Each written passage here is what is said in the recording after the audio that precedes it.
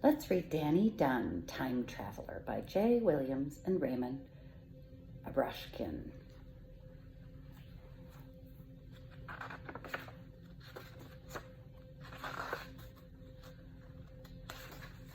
Chapter 1. The Locked Door.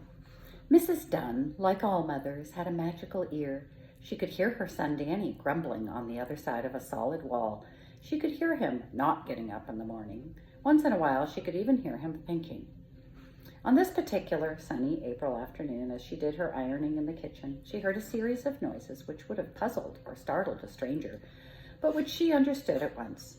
First, there was a crash which shook the house, then a scuffling sound, then a series of thuds, then a low growling which grew louder and which finally became Danny himself in the kitchen doorway. He ran a hand through his coppery red hair and said glumly, "'Lo, Mom." Mrs. Dunn eyed her son's freckled face. Usually it was rosy and cheerful, but today his lips drooped and his blue eyes were clouded. She said, "There's some fresh butterscotch nut cookies in the pantry. They'll cheer you up. I'm sure you'll pass the history test without any trouble. After all, this is Friday. You've got the whole weekend for studying." Danny stared at his mother with admiration. "Gosh, Mom, you're fantastic," he said. "How do you do it? How'd you know I have a history test on Monday?" "It's very simple," his mother replied, deftly ironing the shirt collar. "But I'm not sure I ought to give away motherly secrets. First, you slammed the front door behind you. I knew at once that something was bothering you.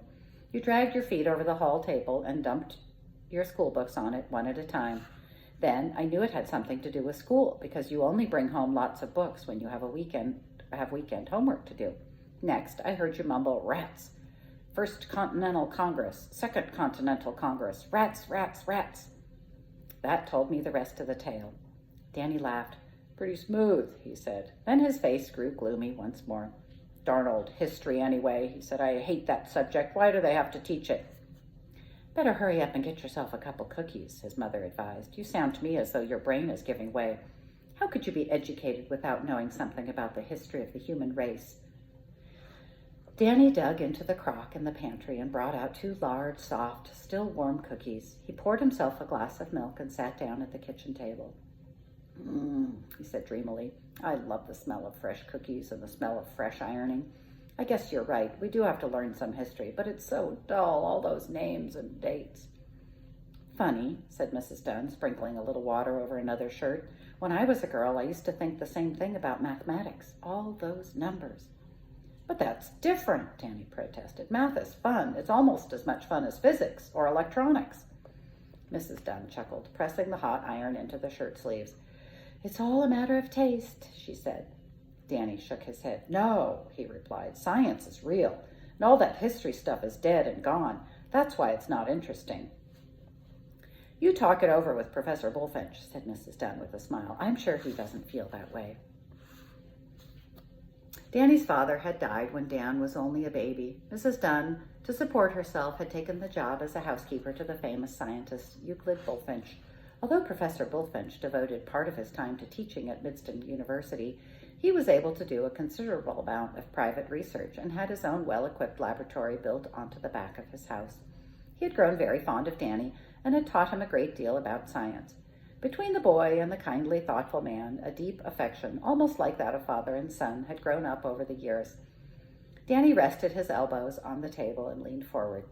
"Is the professor still locked in his laboratory?" he asked in a low voice. Mrs. Dunn nodded. "He came out for a few minutes this morning and had some coffee, but I haven't seen him all the rest of the day. I brought him some lunch, and he told me to leave it outside the door. He never touched it." "It isn't like him to be so secretive," Danny mused. "He usually tells us what he's working on." "I don't think he's being secretive," said Mrs. Dunn, folding up the last of her ironing. "It's just that he's working so hard on this new project. I think he's forgotten everything else." She put her hand gently on her son's shoulder. "I'm sure he'll tell you about it when he's ready," she said. "Meanwhile, you'd better start preparing for that test." Yes, that's what I'm doing," said the professor's voice. He had wandered into the room and stood beaming rather vacantly at them. "I was looking for a cup of coffee," he said. "You left some lunch for me outside the lab door, but the coffee was cold. Really, Mrs. Dunn, I'm surprised at you. Ice-cold coffee?"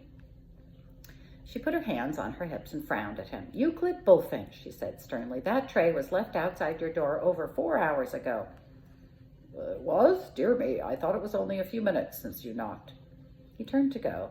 Mrs. Dunn said, Don't you want that coffee? Professor Bullfinch passed a hand over his eyes. I'm sorry, he said. I'm afraid I'm rather scatterbrained today. Generally, the professor was anything but absent-minded. A jolly, plump man with a round, mild face. He usually had a bright, alert look, but now it was clear something was absorbing all his concentration. He took the coffee Mrs. Dunn handed him and began to stir it, although he had not yet put any sugar or cream into it. Still stirring, he said, I didn't realize you knew I was nearly ready to test my apparatus. It was Danny's test we were talking about, said Mrs. Dunn. Oh, really? What are you testing, Dan? I'm not testing anything, Professor, Danny replied. I'm going to be tested. Heavens, are you part of an experiment? Danny burst out laughing. It's a history test in school. Yes, and he's complaining that history is dull, said Mrs. Dunn. He thinks because something happened a few hundred years ago, it isn't real. Isn't real? Bless my soul, said the professor, still stirring away busily at his cup. Suddenly, he realized what he was doing and stopped. My dear boy, the past is right here, all around us. This very house is full of the past. It was built in 1750 for a gentleman named Jonathan Turner. Haven't you ever noticed the initials J.T. branded in the huge square beam over the fireplace? Those are his initials, probably put there with a hot poker by his own hand. Yes, I know, that's all very interesting, said Danny with a shrug, but you can't see the past. It's over with. I like science because it's what's happening right now. The professor dipped a finger into his coffee and tasted it thoughtfully. So you think the past has vanished, do you? He said. Let me ask you something. You're interested in astronomy, aren't you? Well, sure, you know I built that 3-inch telescope with you last year. And you looked through it at Sirius, the dog star, the brightest star in the heavens. Do you remember how far away it is? 8 8/10 light years, Danny said promptly. 51 trillion miles.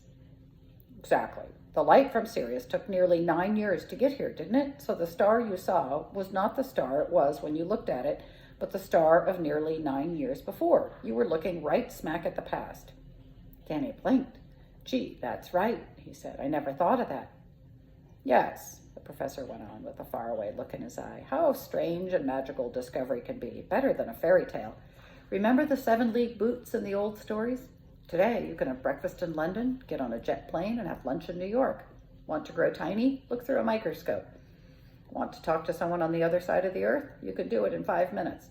We've had to change all our ways of thinking, all our old ideas. For instance, what's the shortest distance between 2 points? A straight line, Danny said automatically. Not at all, cried the professor. Look at the globe of the earth. The shortest distance between London and New York is a curved line over the Earth's surface as a plane flies. We're living in an age of magic, my boy, where time and space have to be looked at with new eyes. He picked up his coffee cup and sipped at it. Cold, he said. Heavens, I just can't seem to get a hot cup of coffee. If you'll wait a minute, Mrs. Dunn began. Not now, said the professor. I must get back to work. You can bring me some sandwiches and coffee in a few minutes, an hour or so. He strode out of the room. Wait, Professor Bullfinch, Danny called. I wanted to ask you about your own test. He jumped to his feet and hurried after the scientist, but he was too late. He ran down the hall and got to the laboratory annex just as the door closed in his face. As he stood there, hesitating, wondering whether to knock, he heard the sharp and positive click of the key turning in the lock, as if the professor had clearly said, "No admittance." End of chapter 1.